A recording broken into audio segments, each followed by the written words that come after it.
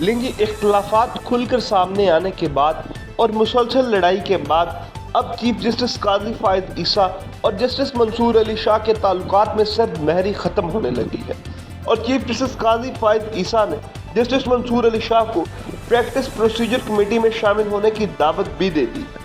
Chief justice काजी फायद ईसा के ख़त में मज़ीद मुंदरजात सामने आ गए हैं, जिसमें इन्होंने कहा है कि रजिस्ट्रार ने मुझे और जस्टिस अमीनुद्दीन को आपका ख़त इजलास के दौरान दिया। आपका ख़त मेरे पास आने से पहले सहाफ़ियों तक पहुँच गया। काजी फायद ईसा ने कहा कि फुल कोर्ट के फैसलों में पार्लिमान के कानून साजी के इख्तियार को तस्लीम किया है। पहले बेंचर के तश्कील के इख्तियारात को आईनी मफादात में गलत इस्तेमाल किया गया। शाह साहब कानून में मुझे कमेटी का जज नामजद करने का इख्तियार दिया गया है। माकूल वजूहात की बिना पर मैंने अपना इख्तियार इस्तेमाल किया। जस्टिस मंसूर अली शाह को इन्होंने लिखा कि ऐसा नहीं लगता कि आप तमाम जजेस को एक जैसा तस्वुर करते हैं। आप मामले को ज़ेरे गौर लाकर अवाम के लिए कमेटी में दोबारा शामिल होंगे। उम्मीद है आप शमूलियत से सुप्रीम कोर्ट की बिला तातुल कार्रवाई को यकीनी बनाएंगे। इन्होंने लिखा कि आपकी जानिब से रजिस्ट्रार और सुप्रीम कोर्ट जजेस को खत भिजवाए गए गलत बयानी के खात्मे के लिए मेरे पास भी सबको नकूल भिजवाने के सिवा कोई ऑप्शन नहीं। चीफ जस्टिस ने कहा कि आपने मुझ पर जजेस के इंतखाब, गैर जमहूरी और वन मैन शो जैसा फजूल इल्ज़ाम लगाया है जिसकी बातें हक़ाइक़ को तब्दील नहीं कर सकती। काजी फायद ईसा ने मज़ीद लिखा कि सुप्रीम कोर्ट के लिए जो कुछ किया वो बताने की ज़रूरत नहीं है। अवाम में गलत बयानी को ख़त्म करने के लिए आपने ऐसा करने पर मजबूर कर दिया।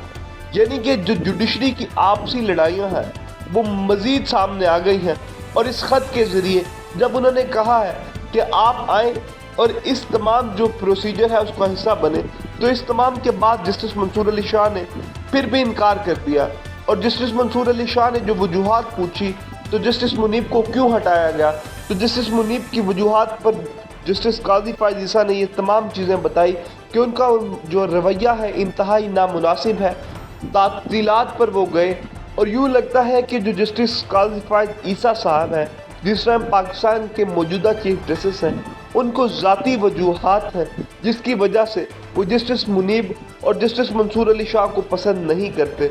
और इस बात में कोई दो राय नहीं है कि जो अदलिया में तकसीम है अब ये खुलकर सामने आ गई है, जिसमें जो 8 जजेस हैं जिन्होंने पाकिस्तान तहरीक इंसाफ के हक़ में फ़ैसला दिया वो खुलकर पाकिस्तान तहरीक इंसाफ के साथ खड़े हैं, जबकि जो बाकी जजेस हैं और जो एडहॉक जजेस तैनात किए गए हैं जिसमें जस्टिस मंसूर अली शाह भी शामिल है, वो अब पाकिस्तान मुस्लिम लीग नवाज़ और PDM की सियासी जमातों के साथ है।